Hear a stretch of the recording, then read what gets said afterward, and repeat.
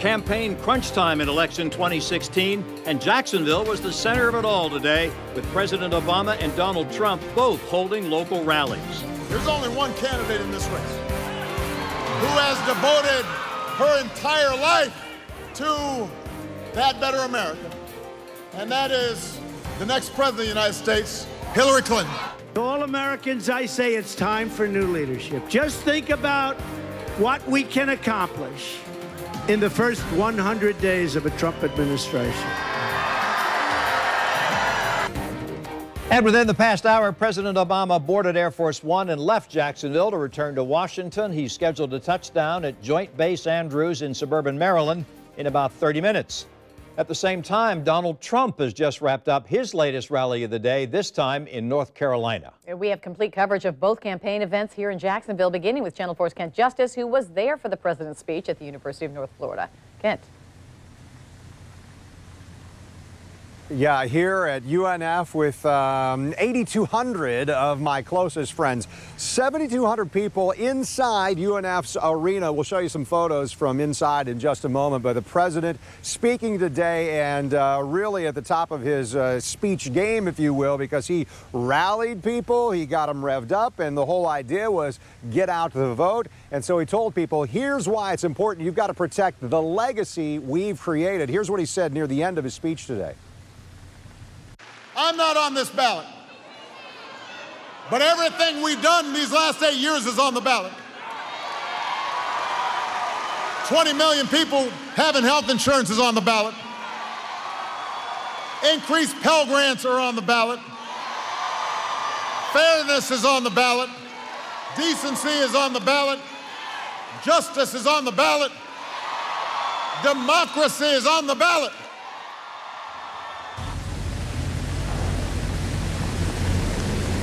President Obama's summary of what you're voting on this election day coming up on Tuesday, and an early voting up until then. But look inside the arena and what we captured for you.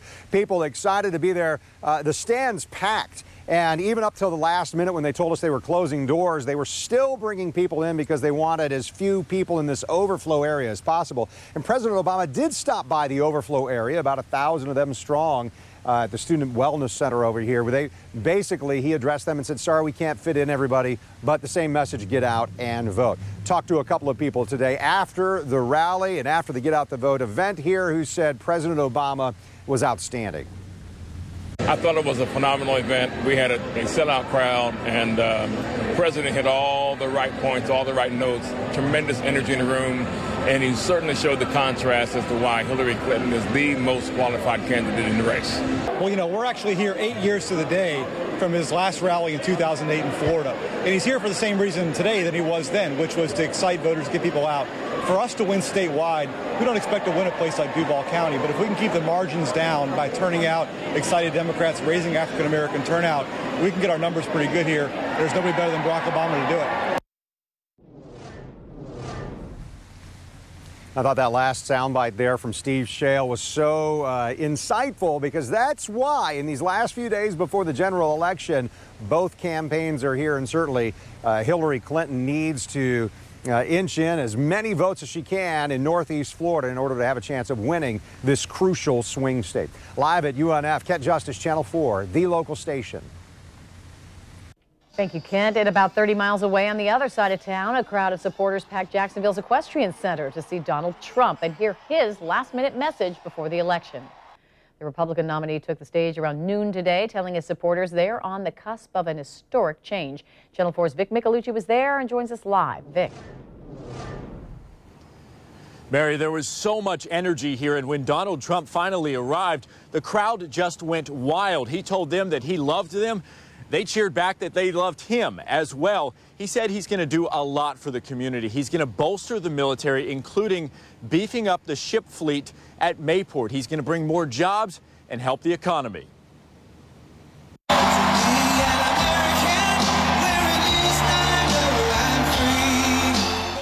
The crowd greeted Donald Trump with cheers and waves. Supporters surrounded the stage to hear his final push for the presidency. Our movement represents all Americans from all backgrounds and all walks of life. We're asking for the votes of Republicans, Democrats, independents, and first-time voters, of which there are many.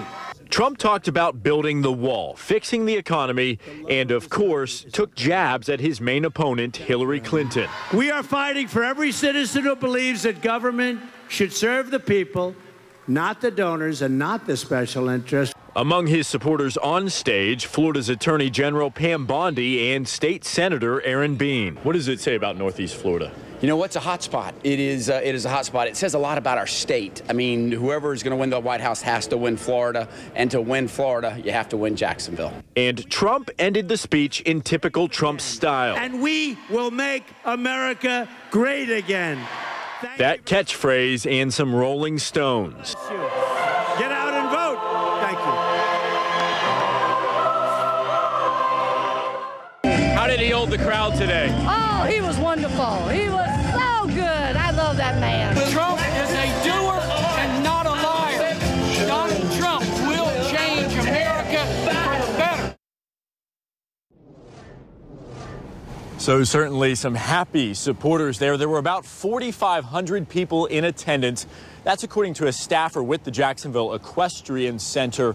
Now, after this, Trump went to Cecil Airfield and he flew to North Carolina, where he had 2 more campaign stops, and now he is wrapping up his day, and he's got a busy next couple days in the final push for the presidency. We're live on the West Side. Vic Michelucci, Channel 4, the local station. Thank you, Vic. And taking a look at what Northeast Florida is saying, Donald Trump is getting more positive Twitter mentions than Hillary Clinton, which is expected. Trump has dominated Twitter throughout this entire election cycle.